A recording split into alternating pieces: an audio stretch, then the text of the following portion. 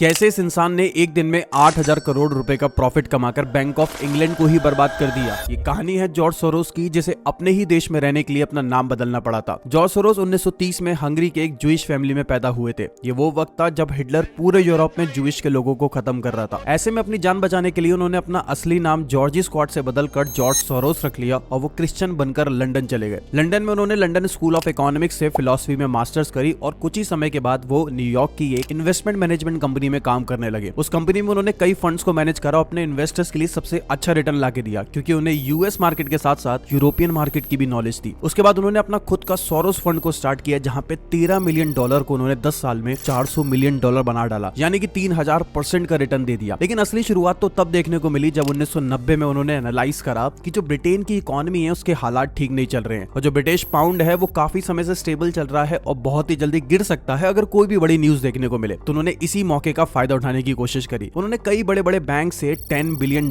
Pound ले लिए और रातों रात ग्लोबल करेंसी मार्केट में उन सारे पाउंड्स को बेच दिए, जिसकी वजह से हुआ कि अचानक से पाउंड की सप्लाई बढ़ गई और डिमांड कम होने की वजह से मार्केट क्रैश हो गया। और ये तारीख थी 16 सितंबर 1992, जिसे ब्लैक वेंसडे भी कहा जाता है।